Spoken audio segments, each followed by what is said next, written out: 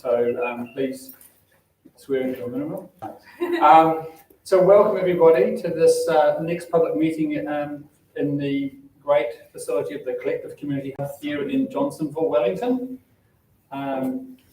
This meeting's being hosted by the Johnsonville Community Association. We meet on the last Wednesday of each month over in the community centre at 7:30. So all people are welcome to come along to our regular meetings. But we're having public meetings now because there's a lot happening up in the northern suburbs, and we think you should have a chance to talk to the people who are putting forward great new ideas, trying to find money for them. Today we have the Wellington City Council. And the Wellington City Council is here to talk about their long-term plan, which is currently out for submission. But before I do that, about health and safety. First of all, the exits to this room are out and to the left behind you, and gather on the car park. There are toilets at the back if you wish. There is water in the kitchen, Yes, and if any other instructions or any things, Tracy, who's here from the Collective Community Hub, is here to help and make sure that you're taken care of. The topic is the long-term plan, as I said, the money the City Council is going to take from us and then spend on our behalf over the next 10 years. To come and talk about this, we are very lucky to have Baz from the City Council, who's a City Council officer, who will do a short presentation, but also some of our important councillors, Jill Day and Jenny Condy, who are from the Northern Ward, which we're in, and Diane Culver, Councillor Diane Culver, who's from Onslow Western Ward, which is surprisingly close to us as well. So the agenda is we're going to have a presentation from Baz, who's going to take us through the long-term plan. And then we're going to just have some Q&A. And for people who are looking online, we are running live chat. It didn't work last time, but we've found the setting to switch and switched it on now. And so we're going to have some Q&A, and depending on how long it goes, probably go an hour. Let's say if it's really keen and there are really thorny questions, that I might let it run a bit longer. As Simon says, yes, we get a few chances to really talk about that. No, that's very unfair. They're really here to represent us and do the right thing. So we want it to be positive and we want it to be informative too. Lastly, in the Q&A, we're going to have questions from the audience. We'll ask you to please use the mic, just so that the people online can hear us and keep it for the record. So after that, for a long introduction, here is Baz, and please let us know how things are. What's happening?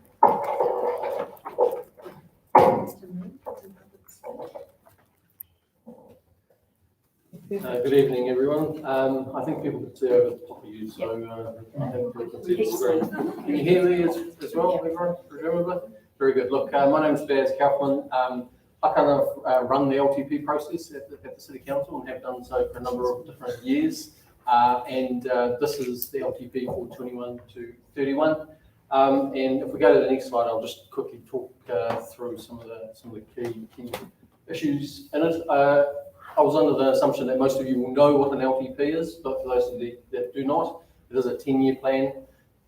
That's the budget that we present to you. Underneath that is actually asset information that goes out 30 years beyond that. But really the focus is on that 3 to 10 year period, if you like. We do renew it every 3 years. Every 3 years we update it. And of course we have annual plans in between the long-term plans as well. So if we do an LTP this year and next year, we need to make changes because of a variety of different issues, or there is a community appetite to do something new, then that's something that we consider through an annual plan process. In essence, it is a process around prioritisation. There's always lots of things that we want to do in a city, but of course money is limited, and so it becomes a question of prioritisation in terms of what's most important, and that's what the LTP is predominantly about. So if we can go to the next slide. So like I said, I've done a number of these, and probably this one is the toughest that we've tackled since the LTPs became a thing that we had to do, which was about 2006. So the challenges that the city faces and the costs associated with those challenges are unprecedented. So it's not something that we've encountered. So every city does have challenges, and the focus of the LPPs is to deal with those. But the reality is the sheer scale of them and the sheer number of them is quite unique. So it's been quite a difficult process. So you've got the 2013 and 16 earthquakes. You're all well aware of those. A lot of people forget about the 2013 one. But actually that was an earthquake and there were consequences associated with that. So if you think about the town hall and all the funding that's going into that, decisions were made based on the 2013 earthquake rather than 2016. Obviously we did have the 2016 earthquake that resulted in pop-up libraries, which are additional costs, additional funding for the central library, which is a key question in this consultation document, as well as the rest of Civic Square. So we've got lots of resilience challenges in the heart of the city, and they need to be resolved. And those solutions and the options around that come with cost as well. Three Waters, you'll all know, there's significant challenges in that space. We've got a reasonably old network, and as a consequence of that, a lot of them needed to be renewed. A lot of them are beyond their asset life cycle, and as a consequence, a number of them are experiencing problems. And of course, the earthquake in 2016 wouldn't have helped that either. Of course, there's community desire and appetite to do more, so there's often funding requests that come through that we have to factor into the decision making as well. Then there's Let's Get Wellington Moving. So that is a $6.4 billion project, and we're a significant funder of that. So at the moment, it's split 50-50 between local government and central government from memory, and we're 60-40, is it? Yeah. And so of the 40%, we will pick up a significant proportion of that. At the moment, we're budgeting 20, half of that 40%. Last year we had COVID-19, and there was significant additional costs associated with that as well. We debt funded a whole range of services, so we get a lot of income from revenue, whether that's pools, whether that's the zoo, or a whole host of our facilities are in part funded by fees. They were no longer, that funding stream was no longer coming in simply because our facilities were shut. And so as a consequence, we debt funded that, and we decided to pay that additional debt off over a 10-year period. There was additional costs that came our way because of the sludge failure in Mount Albert Tunnel.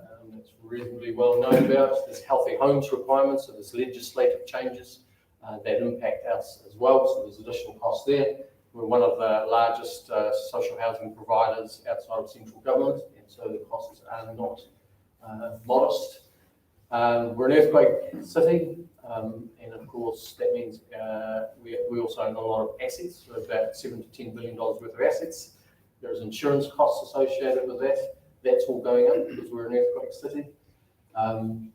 And then the other thing that has a significant bearing on our costs is the revaluation of assets, and then the depreciation costs that come from that. So we revalued our underground assets into the Three Waters. We did that just ahead of this long-term plan, and it came back at a 30% increase. So that's significant in terms of additional cost to us.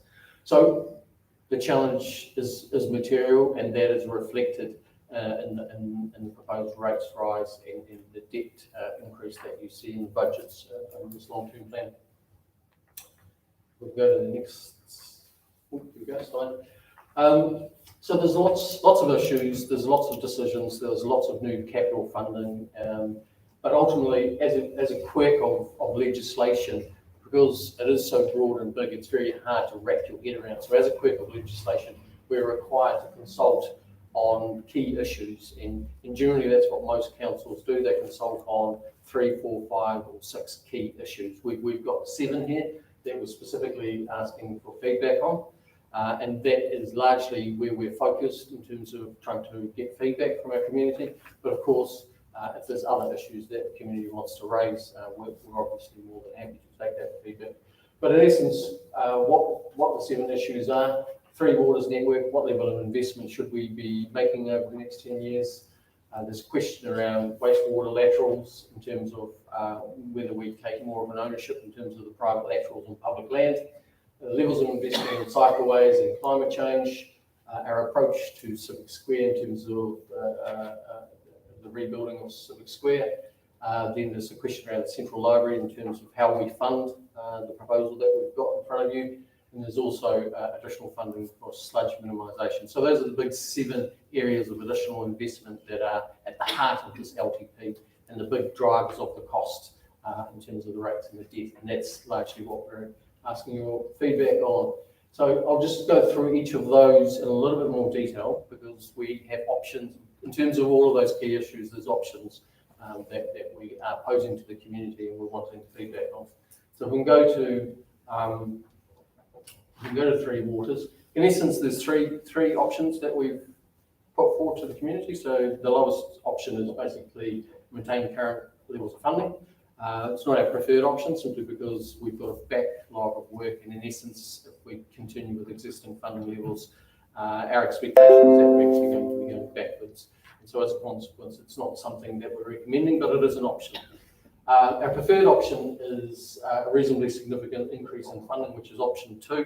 And from memory, and I won't actually use my memory, but it's about a 21% increase in OPEX and about 40% increase in CAPEX. And that's our preferred option. So that'll make a significant change in terms of their ability to renew the key assets, underground assets in the city. A key area of their focus, though, is on understanding the condition of the assets. So at the moment, where they probably ended up is that they've used the life cycle or the age of the particular pipe to determine when it needs to be replaced. And in essence, they're trying to be a little bit smarter about that and actually looking to intervene and get into the pipes and dig into the pipes and around the pipes to understand the asset condition to a high level, and that'll allow them to target their investment more specifically. So that's something that they're working on. But that's our preferred option. There is a higher option, and that would significantly increase investment. I think it's about over a 200% increase in terms of capital funding. The reason we haven't recommended it is simply because Wellington Water needs to gear up to be able to deliver that scale of program, and they're not quite there yet. So they are scaling up to be able to deliver more, but they're not quite there yet. So at this point in time, we're not recommending the higher level of funding, but it is something that we would look to revisit in the years ahead. So that's Three Waters, and we're looking for feedback on that. This is an issue that's not something that touches everyone, but the reality is the people that are affected by it are significantly affected by it. So at the moment, our current policy is that if you have a problem in your waste lateral in this part of the land, in terms of from your boundary to the wastewater main, then the reality is under our current policy settings, you're responsible for it. Okay. So the one thing we will do is we'll do one root cut to clear out any blockages. Beyond that, if the pipe is at a stage where it needs to be replaced and that sits on the homeowner, the costs of that are reasonably significant simply because with road and traffic management and the actual physical works, it is something that adds up quite quickly, and you're not walking away from $20,000 to $30,000. So it's a significant impost on individual homeowners. It's also a little bit out of step in terms of what a lot of other councils do as well. So our view is we can take responsibility for that part of pipe. The reality is it's a lot more cost effective for us to replace the laterals when we replace the wastewater main.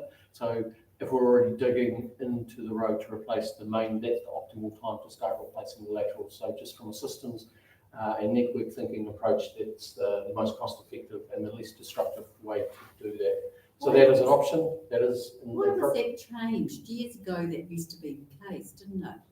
No, our current position in terms of... Has it always been this way?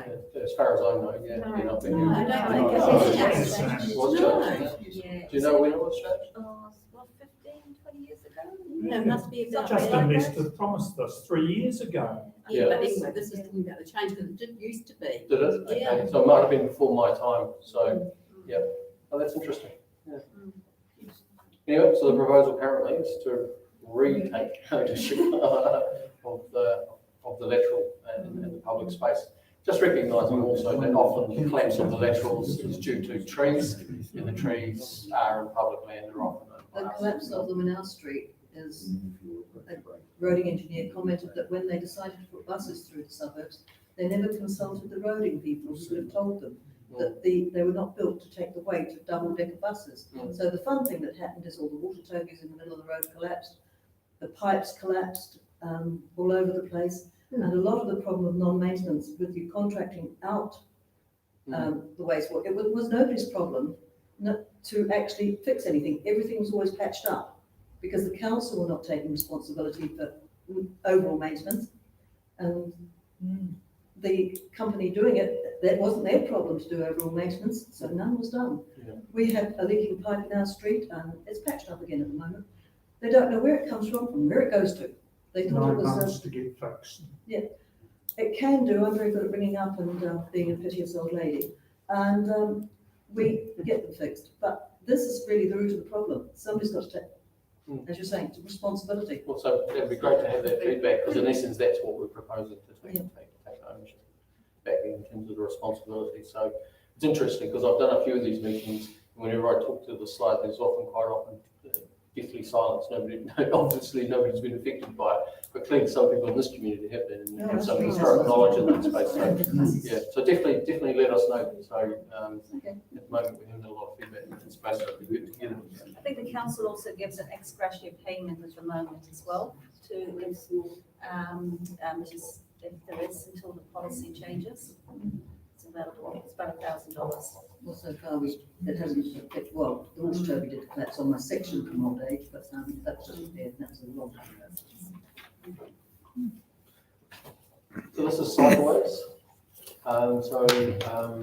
There's 4 different levels of investment options that we've got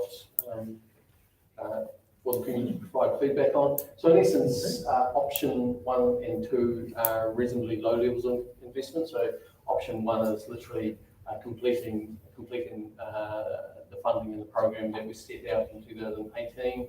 Option 2 is a slightly higher level of investment, but it isn't going to make significant progress on the cycleway or cycleway network that was agreed in 2015.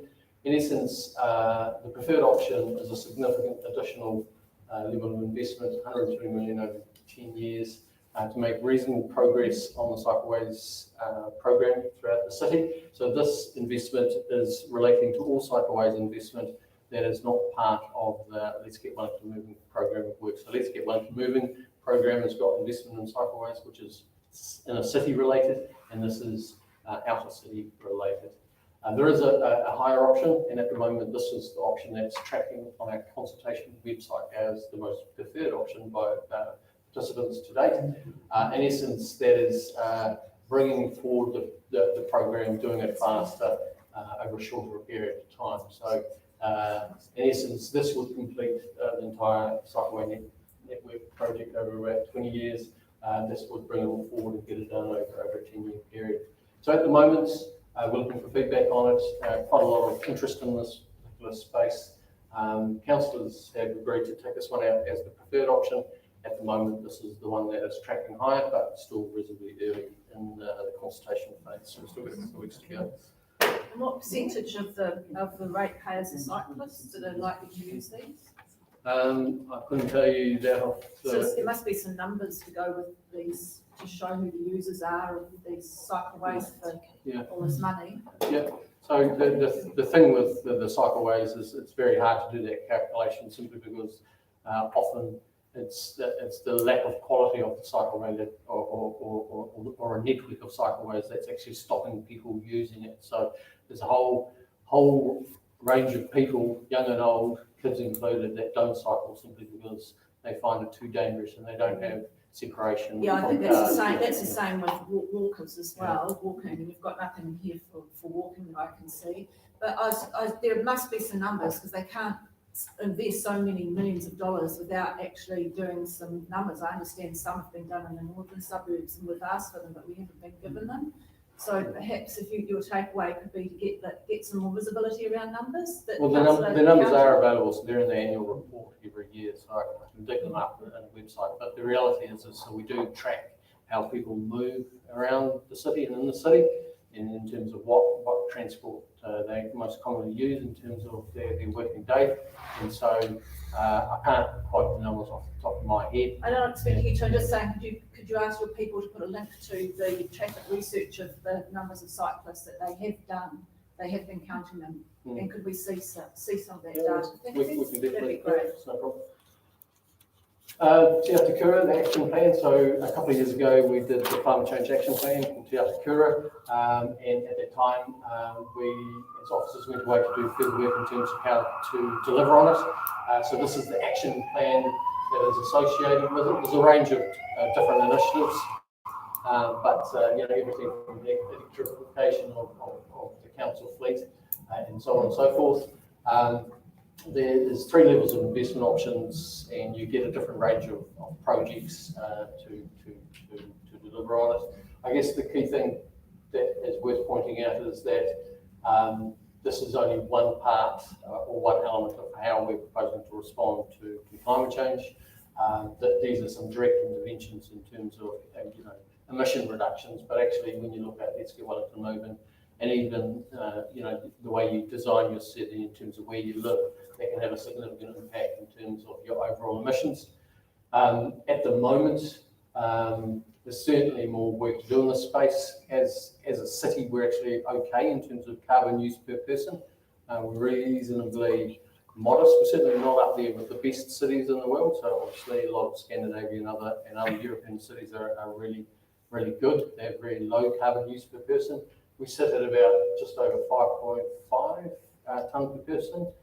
And it's probably the best in Australasia, but we've still got a ways to go. And we are tracking in the right direction, but we're still quite short of our overall goals in terms of where we want to, in terms of direction of travel. So we do have to have the right interventions, and this forms part of that. Excuse me, does that include the cost of flooding in the city?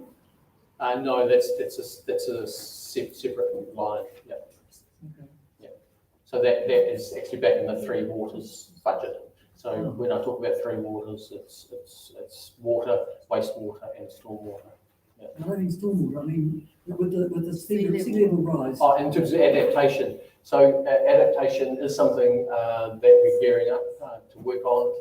At the moment, we're waiting for central government guidance in that space. So at the moment, all councils around New Zealand are tackling it, but they're all tackling it in slightly different ways, working on slightly different assumptions. So we're working off MFE guidance in terms of what the sea level rise is. So that's built into our assumptions and our asset management plans.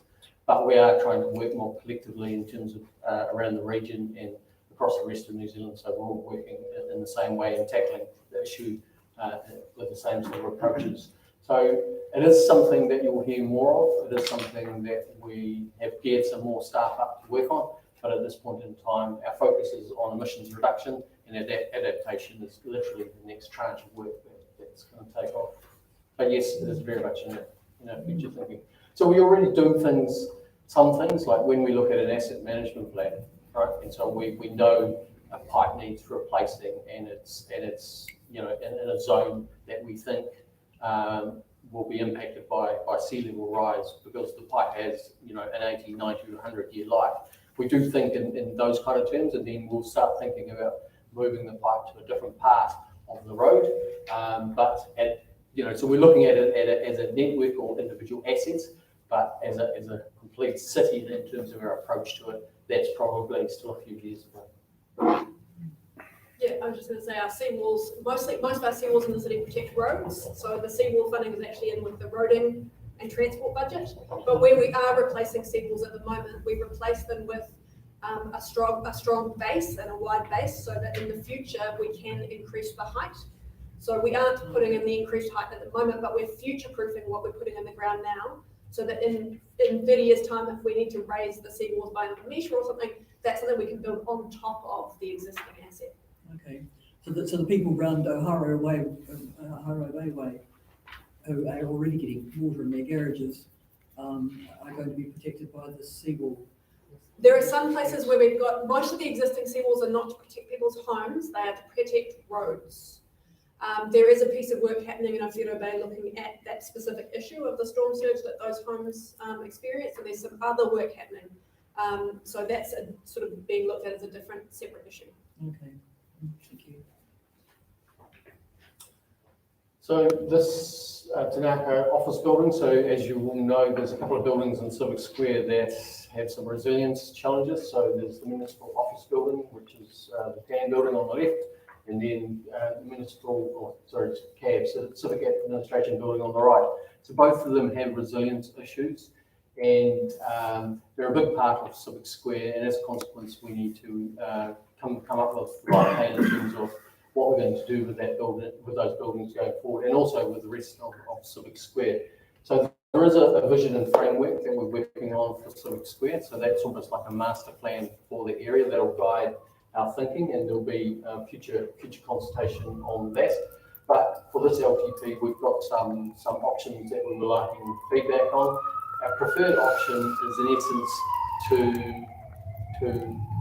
demolish the site and use the site and not use the site, but basically develop the site through a long-term ground lease of the site, and that's our preferred option. Now that's something that we've done on the waterfront. So if you think about the waterfront and all the development that's happened over there over the 20 years, there was a master plan created that spoke to the vision that the council and the community agreed collectively. And then over the 20-year intervening period, the development sites were developed. And often we would own the land and we would lease the land for a long period, so often 100 years plus, and then the site would be developed in line with the master plan that was agreed. The Wellington waterfront was, of course, agreed in 2001. But we're looking to do something similar in terms of the approach for Civic Square. So there is a vision and framework that we're working on. But certainly for these two buildings, there's two options. Number one is to demolish and develop the site through a long-term ground lease. We have some control in terms of the master plan and the vision. So obviously anything that comes through, we have to meet those requirements. The other option is to do some of the work ourselves, and the costs associated with the buildings are there in options 2 and 3. And then of course option 4 is to sell the buildings themselves, not just the site, but sell the buildings. And you lose some level of control of that space. The reality is the reason why we recommended this and is simply because our debt ceiling is quite high. So we have our debt is up against the ceiling that we've set. So we have a debt to income ratio of 225%. So at the moment, this long-term plan actually in the first couple of years breaches that limit and then comes back underneath it. If we started putting this on our debt, then we would breach our self-imposed debt limit by a significant margin. And so we're not comfortable with that, and as a consequence, the option that's in front of you is the preferred option, which is to demolish the buildings and get the sites developed through a long-term lease. So looking for feedback on that as well. So can you give us an idea as to what else would have to change if you were to go ahead and fund it yourselves? So there's a couple of different options in that space. So if we wanted to do it ourselves, there's literally a couple of different ways you can do it. So the obvious one and the easy one would be to just increase the debt limit. But there are consequences to that, so I can talk to you through those. But in essence, there's still a whole range of initiatives and funding requirements that are not in this long-term plan budget. So there are issues around our social housing in terms of that will largely need some level of investment going forward in the next few years. And also all of our Let's Get Wellington Moving funding is not currently in there as well. So we think we're going to be up for costs of around about $1.4 billion for Let's Get Wellington Moving over a 20-year period. At the moment, we've only got a few hundred million in there. So we know there's significant costs coming our way. So we need to leave some headroom above the 2.5% that we've currently put there. does that include the library? So the library, we did discuss that one quite extensively in terms of how to fit that in, and it comes up, I think, next, so we can talk about it. There we go. So that one comes up next. So this one was a significant area of debate amongst councillors. So this also put us up very close to that debt limit, if you like. There was a couple of different options we explored. So what our preferred option is to actually fund it now ourselves. There was some talk at some point in time in terms of getting some additional funding in there from the private sector, but that wasn't supported. So at the moment, the preferred option is that we fund it ourselves, and as a consequence of that, we do go through our debt limit for, I think, 4 or 5 years before we come under the debt limit. Alternative options were to basically strengthen it later, so do it later on in the period, 10-year period. We've got a little bit more headroom in terms of our debt later part of our 10-year plan. The other option was basically increasing rates further so we could pay down our debt, and that would create the headroom to be able to deal with it as well. So basically, option 3 and option 1 allow us to get on with it pretty much straight away and deliver the library by late 2025, which is what the community has told us they very much and strongly want to see achieved. This one, we stay under our debt limit, but we do increase rates to be able to pay down that debt and be able to fit it in. Option 1 is basically not doing that, not increasing rates, but we are going to go through our debt, self-imposed debt ceiling for 4 years before we become under it again. So those are the 3 options that are presented to the community for feedback. And I think the last one is sludge minimisation. So this is a significant issue as well. So at the moment, a lot of our sewage sludge goes to Mara Point, then it's actually pumped to the landfill. Most of you will be reasonably aware of it. It's had a reasonable amount of media coverage over the last year or so. What's probably not well understood is that the way we deal with our sewage sludge is actually mixed in with municipal waste. And so we have to get that ratio right. So it has to be 4 parts normal landfill waste to 1 part sewage sludge. Because if you don't get that ratio right, then the landfill becomes unstable, right? And it's a little bit gross to talk about, but that's the reality of it, right?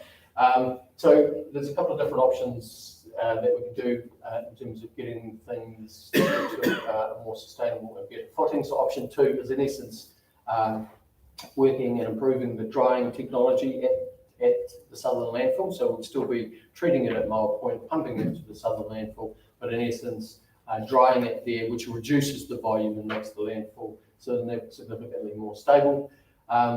Option 3 is basically dealing with the problem at Mile Point, and so we're still working on business cases and options in this space. But in essence, this is a digester and a drying system working collectively, and in essence, this reduces the volume even further compared to option 2. So that's what's being looked at now. Why we've got an option 4 is in essence simply because we're up against this debt ceiling again. Okay, so what we're looking to do is in essence use alternative funding options to basically fund it off balance sheet, and then once built, it'll come back in terms of getting it paid for through a levy, approximately $70 to $100 per residential rate day. But in essence, it's infrastructure funding and financing scheme that central government came up with last year. So the entire local government sector is struggling with their balance sheets and their debt levels. And, we've been talking to central government about this for quite a number of years. They have done reviews, they've had the Productivity Commission look at all sorts of things, but the reality is they haven't done a lot in that space. Our sources of funding are reasonably limited. It is largely fees and user charges, rates or debt, and most councils are struggling with it. And actually, if you look at councils across New Zealand, a lot of them have rates rises in the double digits, and that's simply because, and also their debt is increasing as well, and that's simply because they're all struggling with the infrastructure costs that are associated with running a city. But is anyone looking into why we don't have choices or options for who we contract to do the work?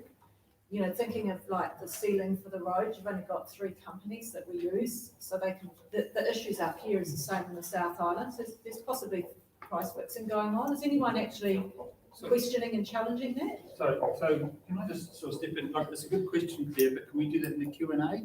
Because I was conscious that you want to. Yeah, I think sure. there's just one or two more slides. So I'll pick up that as the first question if you want, Thank and we'll you. get right back to it. There's an awful lot of questions that we have, and this is just going on and on and on. It'd be better surely to do it one at a time. No, to be fair to Baz and the crew, they're Two more put slides, together. two more We've got a couple more slides to go, and he's been trying to outline a whole lot of stuff. I mean, he summarised this thing here. And so I think it's important for everybody to see what all the major questions are, and the slide on actually is not too bad. And one of the reasons, of course, it's taken a bit longer is because we've been asking questions. So let's do the presentation and then we'll do the questions, and I'll start with you, Claire. Is that okay? Yeah, no, that's fine. Thank Yes. you. Can I just ask one question before you go on? Can you just give us 1 minute on why the rates change is 1 or 2 or point something of a percent in all these slides, and yet the numbers above them are hundreds of millions, some are only 5 million, and yet the rates changes 1% on a previous slide. Yeah, so You know, it's just how all that works. Yeah. So in essence, what goes to the ratepayer? So there's operational costs which directly impact rates increases. Yep. CapEx costs or debt that we take on. In essence, what we're paying is interest and depreciation. And so there is some impact in terms of rates, but it often doesn't happen until the year after we borrow for it. So it has a smaller impact. This one is quite difficult, particularly sewage sludge, simply because there's still a lot more work to go through. So we're currently going through a business case process. And in terms of the actual running of the facility, something that we still have to work through. And so there was an option in terms of not talking about this to our community at this point in time, and waiting till we had even more information. But we felt we had enough information, certainly to start the conversation and get some initial feedback in terms of what level of investment the community wants to make, and also whether you're comfortable with us looking at alternative funding options in terms of using the government's infrastructure funding and financing scheme to fund this infrastructure. So This that's has why been this, going on for 20 years. How can you say that you're still looking into it? 20 years. well, we can deal with questions in a minute, but we're going to go through the next couple of slides. So that is the rates, and the graphs themselves speak for themselves in essence. So we've got a reasonably significant hit next year, so that's 13.5%. But you do see it tail off down the latter half of the long-term plan. The debt is probably the most interesting one. So the reality is this is an infrastructure organisation. That's what councils are. We deliver our services through infrastructure. Like I said, we own somewhere, in terms of assets, about 7 billion. That is the hard cap in terms of the limit, in terms of debt that we cannot go beyond. So that's the limit where we will get into trouble. We borrow all funding from the local funding agency. If we get close to that, they'll start asking for it to be repaid. And we want to leave that headroom there for things like Let's Get Wellington moving, social housing, but even for things that are unplanned and unknown. So, if we have another earthquake, there will be costs associated with that. So this is left for the known things that aren't currently budgeted, and for the unknown things that are potentially coming our way that we're not currently aware of. So what you can see is this is the limit that we've set ourselves, 225%. We go over for a few years and then do drop away. So that allows us to make more funding decisions in the years ahead. And I think the last slide is just, it's there and in the document, so we can leave that there. That's just how you can have your say. But we are keen, like I said before, to hear from you. We have around 400 or 500 submissions ready, but the more we have, the better it is. So we do want to hear from more people. And I'll leave it there. Do you want to ask questions? Yes. Yes. Can I suggest a process for our questions? Yes. Thank you all very much for being here tonight. It's absolutely brilliant to see so many faces and really great questions already coming out. To be fair to the number of people here and the fact that we've got people online also asking questions, I literally have a hat. And so if you've got a question that you want to ask, at least one or more, I'm going to invite you to take some things and we'll just literally draw them from a hat. And if more questions come up as we go, then we'll deal with that, just to make it a bit fairer and or random around who's doing it. So, lovely. Sorry, I need that. Great, thank you.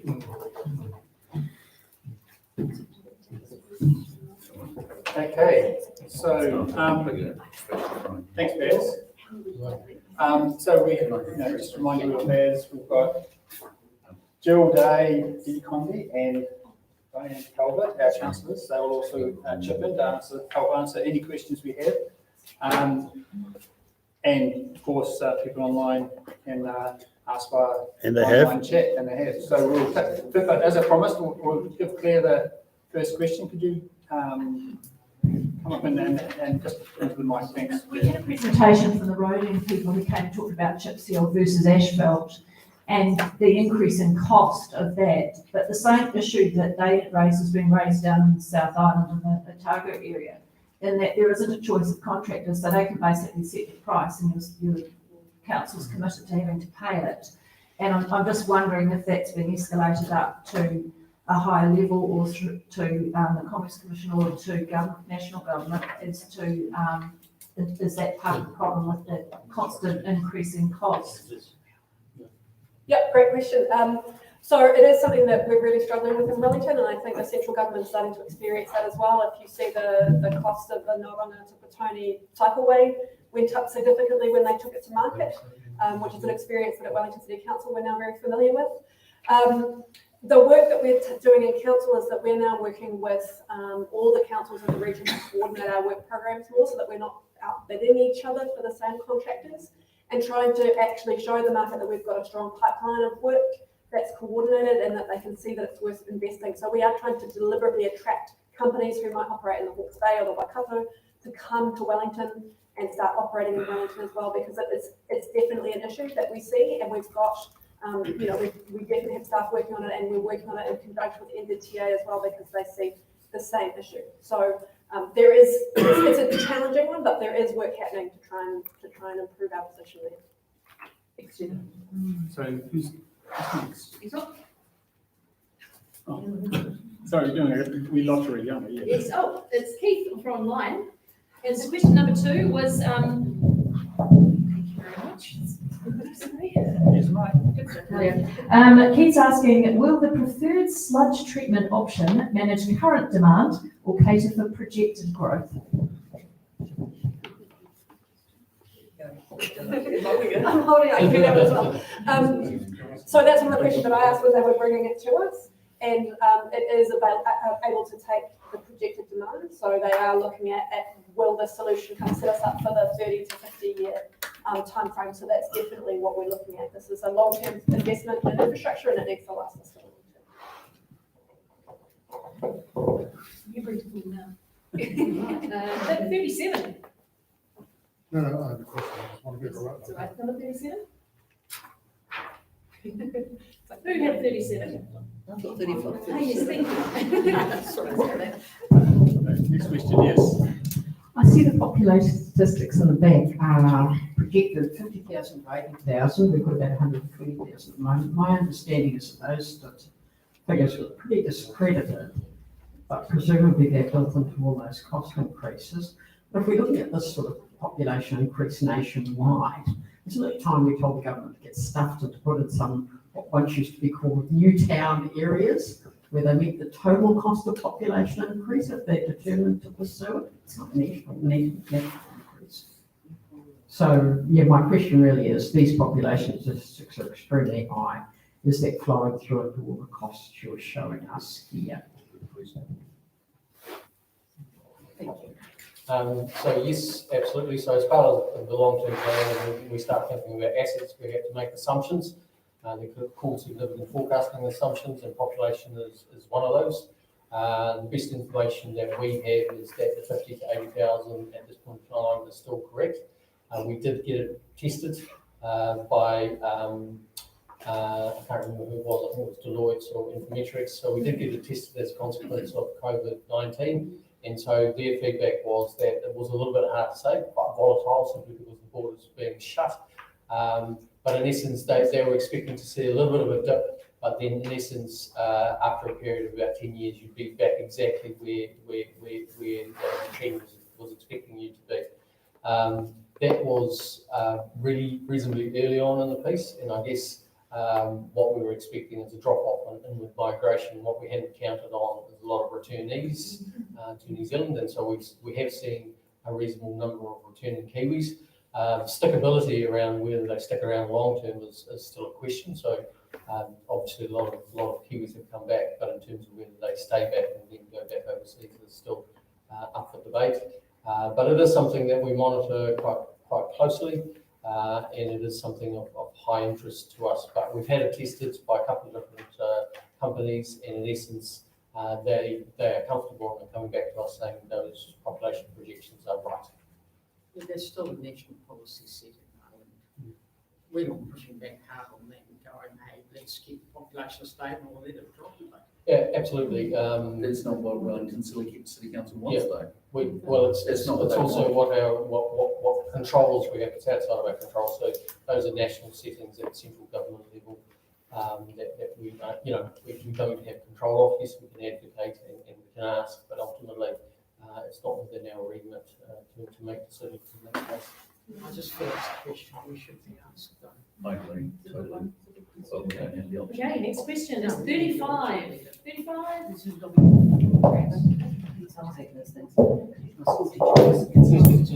Okay, I sometimes wonder if I'm missing some storyline there.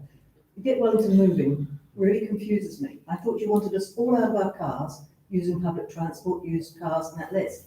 So you're spending a phenomenal amount of money that actually involves the destruction of a lot of properties, including housing, so we can all get into town quicker and easier.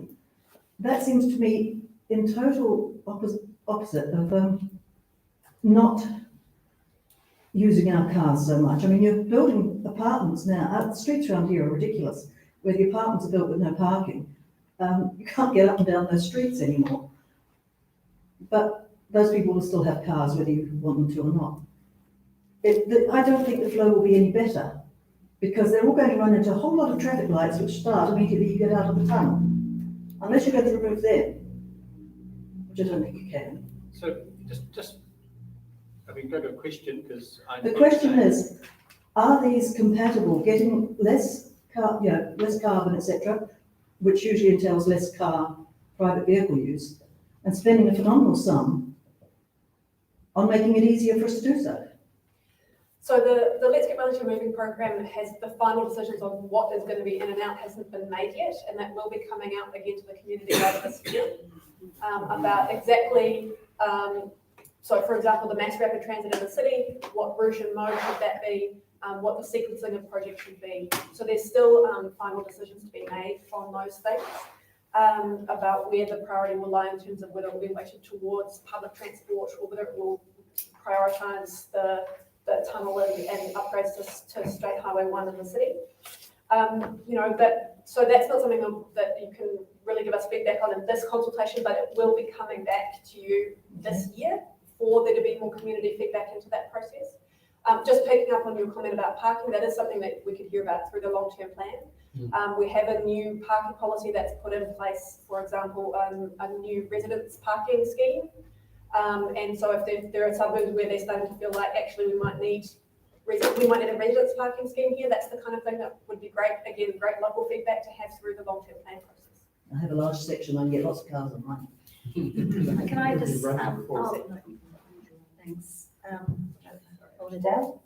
Yeah, look, I'll just give you a slightly different. If you hold it, it turns off. Oh, does it? Oh, Tap it to mute. okay.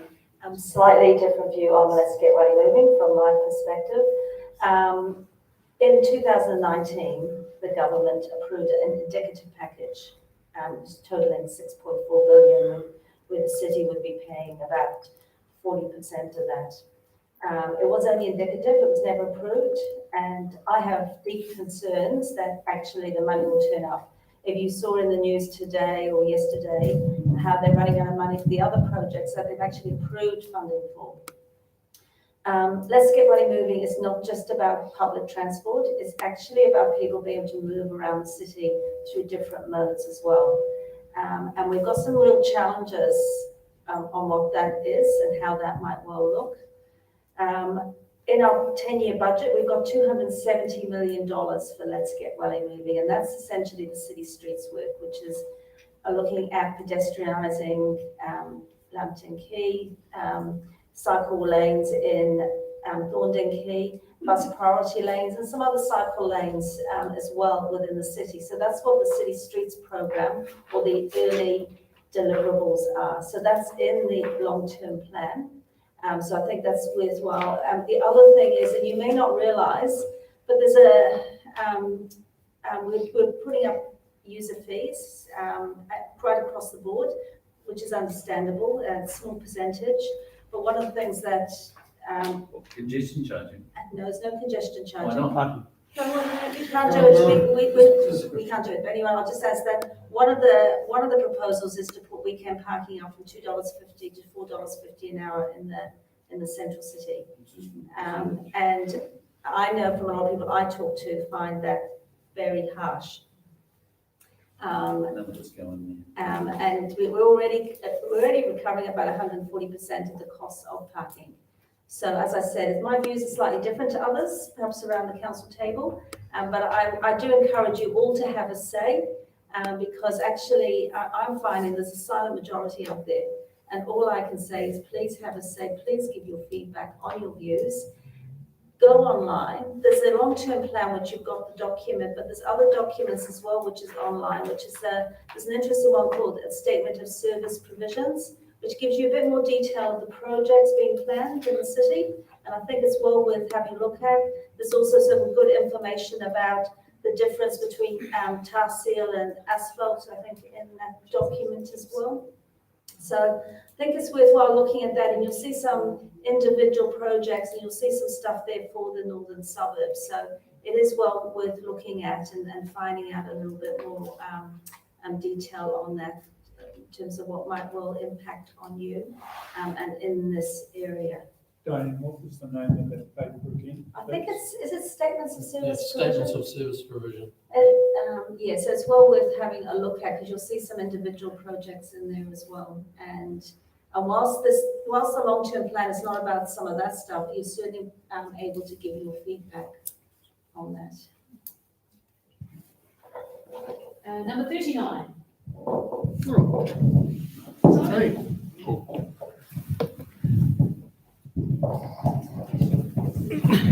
Yeah, good day, councillors.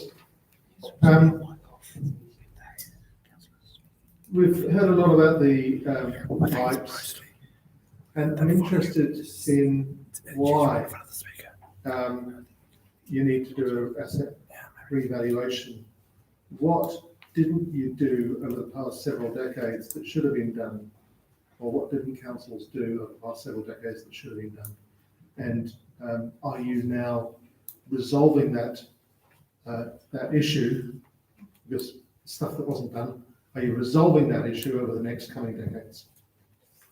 I'll take that. When I was on the Mayor's Task Force on 3 Waters, so the asset revaluations is actually a separate issue from whether there's been any underinvestment. So asset revaluations, we just do it, it's an accounting thing. We want to make sure that the book value we have for the assets is correct. And so every 3 years we go out and we have quantity surveyors and whatnot. They go out and look at what it would cost to replace all those pipes, and we update the book values, and that's what we depreciate. So that's mostly kind of an accounting thing. It doesn't necessarily, so the fact that it went up by 30% doesn't mean that the assets were in bad condition. It means that the price of replacing those assets has gone up by 30% in 3 years. Oh, yeah, okay. Which is kind of terrifying, but there it is. It gets reflected in the rates. Yeah, and then the fact that that's gone on is that we then depreciate those assets, and then that comes through in the rates. Is that money then spent on the pipes? Which is where we'll come back to that. So that's the key issue, and that's one of the things we found in the Mayoral Task Force on Water, is that the depreciation funding was not being tagged or ring-fenced to the 3 Waters infrastructure. So you're siphoning it off and sticking it elsewhere? It was being, so depreciation would be collected on those assets, and it was used to pay down debt. But we didn't keep track of the fact that that debt had been paid down, and at some point in the future, we were going to need to draw it down to replace the pumps. Okay. So what happened was probably, yes, there was funding or debt headroom that was probably should have been for 3 Waters that got spent on other things. That was absolutely the funding of the Three Waters Task Force. And so going forward, we're now trying to fix that. So we're doing a much better job of making sure that we are ring-fencing the depreciation so that we know where we're at with that. And yes, what's proposed in this next 10-year long-term plan, as Baz said, it's option 2. It's the middle option that we're proposing to go with. And I understand why that might seem a bit strange given the kind of state of our pipes, that we might be proposing something less than the most. The reason that we're doing that is, as Baz said, we're not actually sure that if we were to go with a big blank check that we could deliver. There's actually not enough, we're talking about the same issue with roads, right? There's not enough contractors to do the work physically.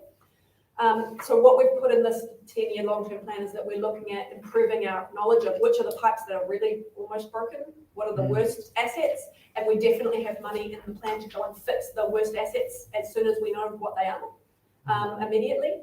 And we do have extra money in the plan to start getting back on top of that. But what we need to be realistic about is that in the next long-term plan, we're likely to see another step change in investment. So what we're proposing at the moment, I think is the right number for right now, but it won't be the last time that we have to significantly increase our investment in Three Waters. Can I just have a supplementary on this one, just a little short one? JCA in the past has been very concerned about the fact that we're at capacity with the waters, the Three Waters in the northern suburbs, at capacity now. And we're looking at 35, 40,000 extra people around all the northern suburbs in the next 20 odd years. Yes?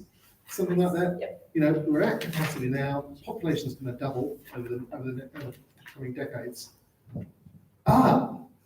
Yeah, so there's a lot that needs to get done. There is. So as we're doing the spatial plan and the new district plan, which looks to accommodate that kind of growth, we've been working with Wellington Water about what are the kind of the improvements in the infrastructure that are going to be needed to support that. What are the costs of that going to be?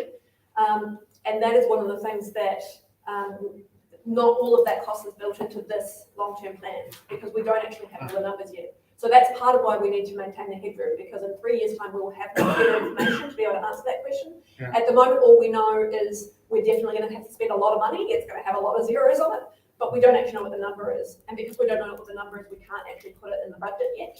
Okay. So that's the challenge, but we're very clear that it's going to be a big number.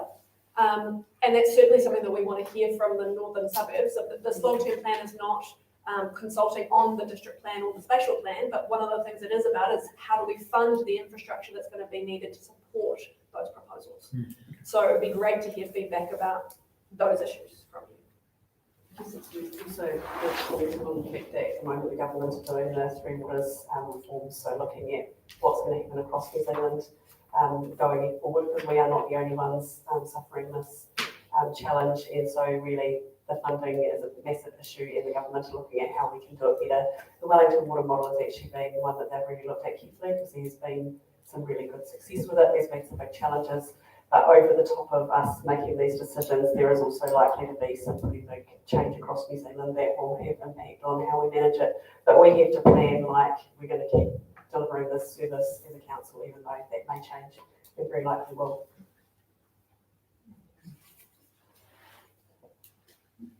Oh, that's us. We get our own questions as well. Thank you very much. Thank you. We have a leading question, perhaps. This is a long-term plan focused on the whole city. We're hearing a lot about what's happening in the inner city.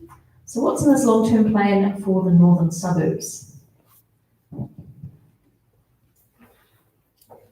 I guess at the moment, obviously, we've been talking about the large projects. There is a lot when you delve down into the detail that will be impacting on local communities. We have investment in our play spaces here. We have investment continuing in our roading. There is always a lot locally, but at the moment we're acknowledging that the citywide issues are really where we have to focus our resource and our energy. Otherwise, we will suffer anyway. So, and of course, we all head into the city at some point or other in time. We need to make sure that when we get there, that works and that our basic infrastructure works. So nothing. No Fortress Johnsonville. I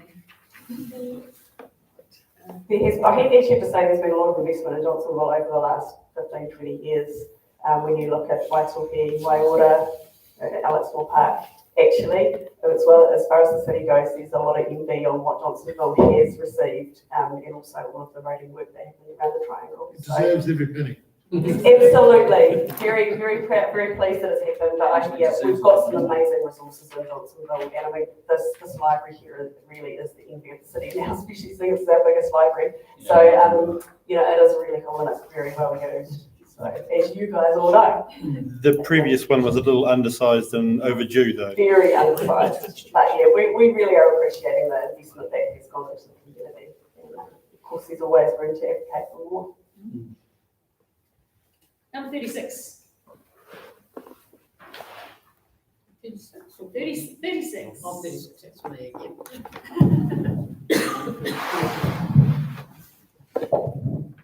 My second question is a little bit around the buildings in the central square. Why does nobody ever mention flogging the convention centre or repurposing it? Because of all the buildings that are there, that seems to be the biggest white elephant. And how much money is there in what I'd call mission creep around the library? There seems to be another thing that we're going to be submitting on where it's being pushed out the back. And that's not in your figures there either.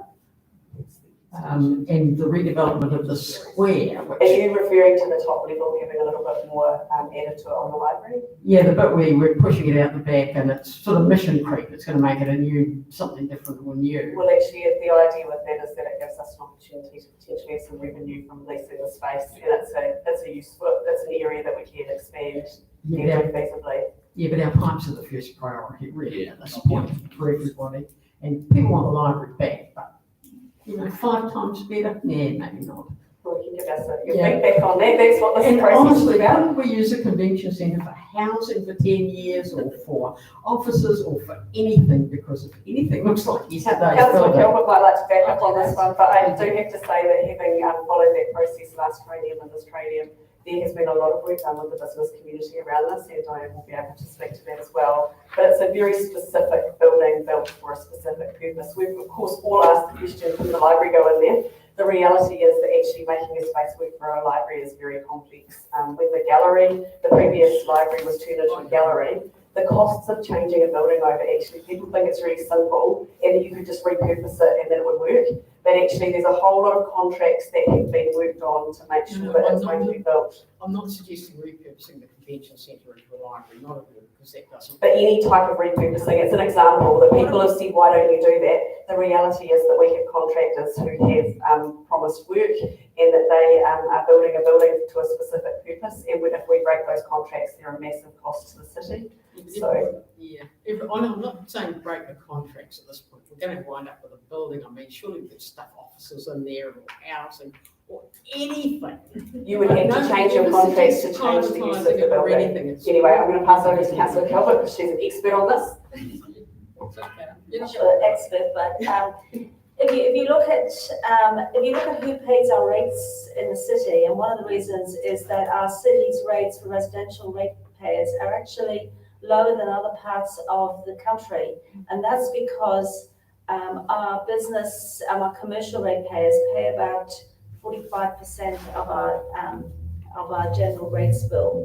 And if you think about, there's only about 7,000 or 8,000 of them, and about 73,000 residential ratepayers, so they're paying a fair portion. They're also paying extra in targeted rates to support the business development of the city. So a large part of the rates that they pay have been funding the convention centre or the exhibition centre.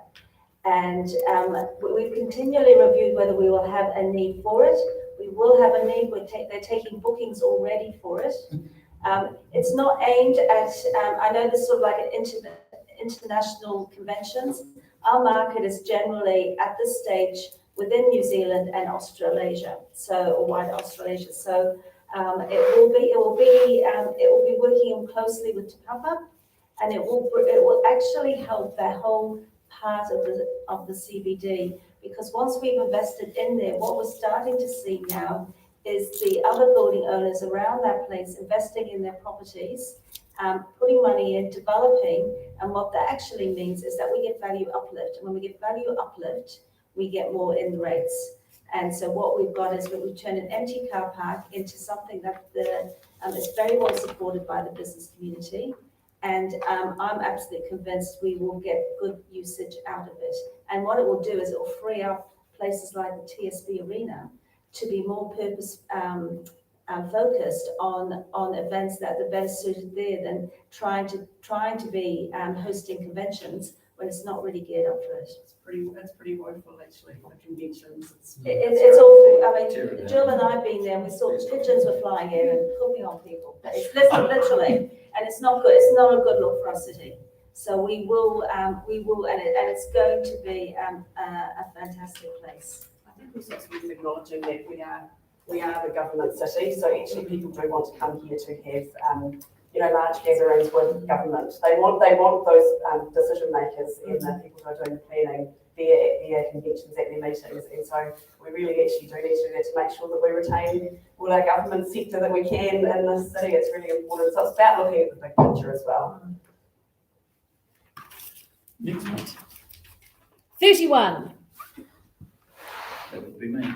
First question around the 20%, that's right, I don't need that.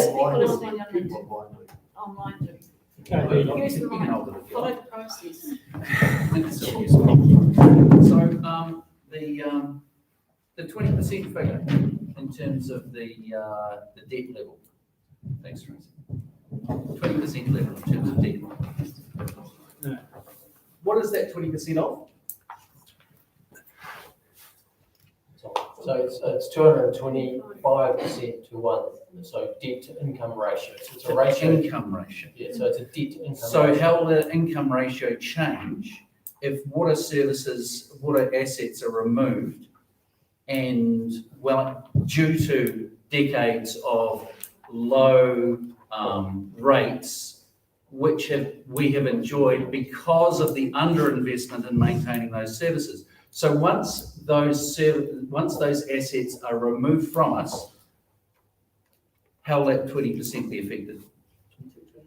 So obviously that's one of the things that will have to be negotiated with central government, is that how we calculate the value of those assets and how they would be moved off of our balance sheet.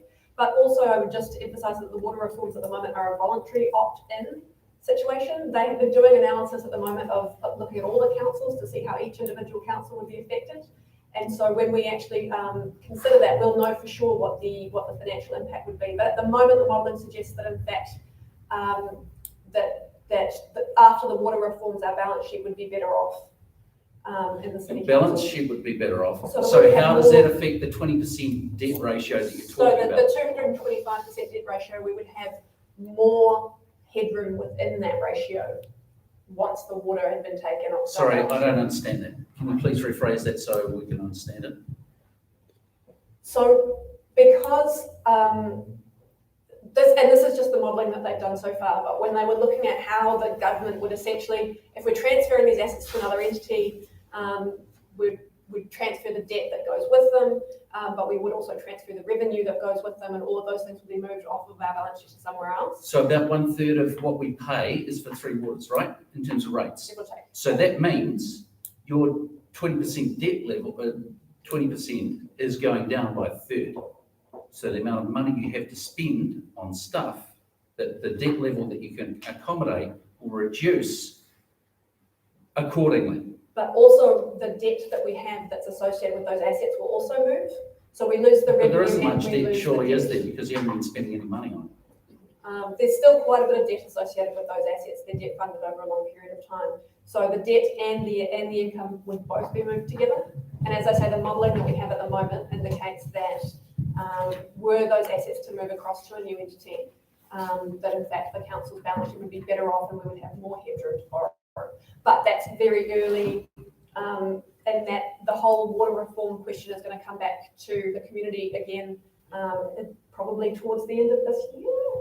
I think It's the first conversation. It's the first conversations.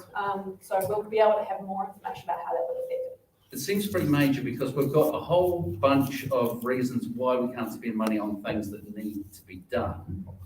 The defence why we can't is because we've got this self-imposed level of 20%. And yet that's going to be dramatically affected towards the end of the year, and we're looking at a 10-year plan. So I think probably one of the other things to comment on here is that obviously the announcement last week about the local government review is really key here, because obviously these reforms through Three Waters, looking at RMA, have a huge impact on what local councils will look like going forward. So this new local government review is going to be key, because it's, I mean, we're essentially going to have to figure out what councils are doing when we don't have those pretty large parts of our responsibility at the moment there potentially. The only other thing I would add to that is that the long-term plan is an audited document, and the auditors were very clear that we had to prepare it on the basis that we would continue to have the pipes and operate it. Yeah. So we had to prepare the budget in that context. It's very hard to do this. It's very hard to do this sort of stuff over the top of some quite big reforms which are happening, and this is just the reality. But we've got a plan, as Jenny said, we have to continue to deal with it. Okay, but getting back to the specific point I wanted to raise, as you mentioned before, I think these are your words, Jenny, not all the costs are built into the long-term plan for the water infrastructure deficit in Johnsonville, right? So ancient history, way back 10, 12 years ago, we were told that MDRA was coming to Johnsonville, there would be massive intensification. We were assured by the person who was in charge at the time, who's now the mayor, that these things aren't going to happen overnight. This will take years and years and years to happen. And here we are, years and years and years later. The proverbial is literally hitting the fan. We have arguably almost unfettered intensification going on in Johnsonville. And you are having the gall to sit there and tell me that not all the costs are built into the long-term plan. Why not? Calm down, Graham. Thanks, Graham. I understand your frustration if you feel like Johnsonville has taken a lot of medium density intensification in the last few years. Answer the question, absolutely. Please. Why not? The reason that some of it is not in the long-term plan is because, again, it's an audited document, and if we don't have a good estimate of how much the costs are going to be, then we can't actually have that estimate audited, and then we can't include it in the plan. So you had 10 years to do the estimate, and you still haven't done it. So this is why we need to maintain that headroom, because we know that those costs are coming. We just don't have enough of an accurate number to put them in the budget as a line item yet. And so this is something that would be great, again, to have your feedback on about what the needs are in this community in terms of the infrastructure that will be required to support growth. The growth that's already happened and the growth that we're predicting coming down the road. I've only been here 18 months. I can't speak to why that work wasn't done in the past, but I can tell you that the work is happening now. I ask about it frequently to make sure that we are progressing on getting those estimates. I've seen the early estimates from Wellington Water. I know that work is happening so that we know what kind of infrastructure we're going to need in terms of water for the area in the northern suburbs, and so that we're starting to build really clear estimates about what the costs are and when that work will happen. But it is early days. And so we can't include information in the budget if we don't have an accurate cost estimate. It's frustrating. I don't think that's acceptable. No, I don't know either. It's not acceptable to say we've had 10 years and we've failed to do it, but we can't budget for spending anything now because we don't have precise estimates. That's not acceptable. Well, it's not logical. We are budgeting for spending, I can't remember the number off the top of my head, but something like a 40% increase in capital expenditure in Three Waters and another significant increase in operating expenditure. It probably needs to be 10 times more to do what needs to be done. You know that. We are budgeting for significant increases. It's not significant enough. And that is feedback that you can provide us, because there is an option in the long-term plan that says we should spend more in that area. Please take that feedback here now from whoever else agrees. The biggest failing Wellington City Council has had over the last 30 years. You might not have been here for all of that time, but you bear responsibility for that now, especially those of you who have been here for more than one term. Okay. Thanks, Look Brian. in the mirror. Probably got room for maybe 2 more questions. We have got lots of people who wanted to ask things, and what I might suggest is, if you've still got your passionate questions, is that we collate those for you for passing on to Baz and the councillors, or you're able to submit those directly to the councillors through their email address, which is firstname.lastname@wcc.gov.nz. All right, and that is number 32. I'm having a look at page 51, which is about affordable housing, planning for growth, housing strategy, city housing, homelessness. And I'm just thinking the focus is on buildings and not on people. And I'm just wondering, are the hard conversations being held with national government around how many overstayers are there in this country? There's thousands. And what's being done about moving them out? How many people are in here on temporary work permits, student visas, all those special visas that bring people into the country? And is anything being done to, at the moment, there's a push for all those people to be made New Zealand citizens, which is just going to burden the population even more. And I'm just wondering whether we actually know who is in our suburbs and who's in our city, because the only information we rely on is the census, and that's not that I'm aware of, and that census is one that relies on people to tell the truth.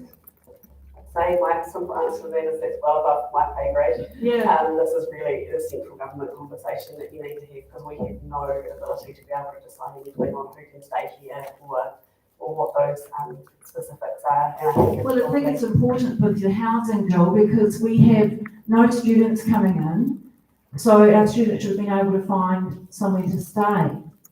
It shouldn't have been an issue for our students finding accommodation. So some of the national, or what you say, central government policies are impacting on us as ratepayers, particularly the people coming in over the border. Now, I think it is, but that's what we can't fight that fight on our own, and you need to support us to push back on some of the strange decisions that are happening that are impacting on our rates, because when you look at who are the ratepayers, you're saying a ratepayer is a householder who owns a property, isn't it? And yet in those houses, there's probably a lot of people living in those houses who actually aren't citizens of New Zealand. So I think this is it's a lot of highly political, because I probably have a slightly. Well, it impacts on your sewage, it impacts on your roading, it impacts on your libraries, it impacts on everything. So if you're not having those conversations as a council, if you're not having those hard conversations, I think you need to be having them. Thanks. Well, can I just, as Jill said, it's a bit above our pay grade. I noticed that the Member of Parliament, Greg O'Connor, I'm sure he will take on that feedback as well. But as a city, we do have an advocacy role with the government. And in fact, if you think about, but we can't advocate for absolutely everything. And we've got to think about where our priorities are. And our priorities are around making sure that we have sufficient social housing in the city, looking to government for assistance in some of the infrastructure build that we need to do. As Jenny and Jill talked about the 3 water reforms, there's lots of advocacy there required by the city, but we actually have to prioritise and say, where do we put our resources and where can we make a difference? And we've got advocacy in roading, we've got advocacy on a lot of things. So it's really important that we make sure that we've got the resources to advocate, but we can't advocate for absolutely everything. And I think that's something that you really need to take up with government and with Greg. I would say, just reflecting on it, I think probably at this time with a global pandemic, with some nations and countries really struggling, I feel that that is a very difficult conversation to go into as a nation. It's not something personally that I would advocate for, because I want people to have a safe place to live. And it's a very complex situation that brings people to New Zealand for all sorts of reasons. And I think we do have really big issues to deal with as a council, and we need to make sure that we're providing those services to everybody who lives there, no matter whether they're a ratepayer or a renter who is by default also a ratepayer. Time for one more. Yeah. And it's another online question, which is around Three Waters funding. The question. How many online questions do we get? 5. Keith has been quite strong. Yes. Thank you. And yes, thank you very much for providing those questions. The question is, will the Three Waters funding improve the resilience of the current network and the current demand, or will it cater for future demand and growth?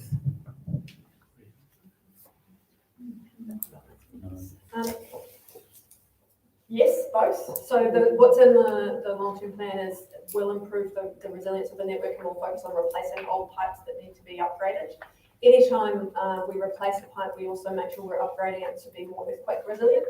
So that's not kind of an extra line item we have anymore. It's just every time we replace a pipe, we make sure we bring it up to a good standard from that point of view. In terms of the growth of the network, there is funding in there to support some growth. Most of that is focused at the moment on the inner city because that's where they're expecting the first and the most of the growth to occur. And then there will be, as we've had this conversation, there will be more funding needed to support more of that growth investment over time.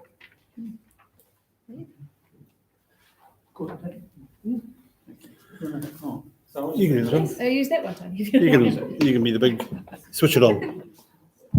Use the big mic. So thank you very much. I think we'll call it a day there. We've had a really in-depth coverage of the long-term plan, thanks Baz, and also some quick questions and answers.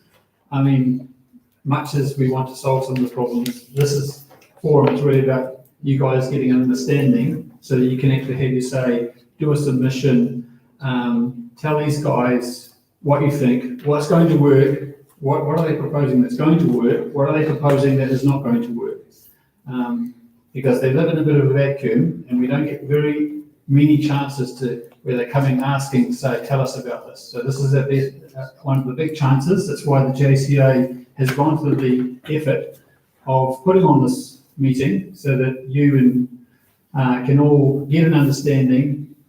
There are hard decisions. I mean, as Baz says, the toughest plan we've had. I mean, I was looking at that slide and not often where the challenges go through 2 columns. There's just a lot. And there's a bit of a perfect storm in a way. There are some hard decisions to be made. I know everything seems to only increase rates by 1%, but when you add up across 7 different things, and there's a number of other things, we're looking at what is the rates increase in average?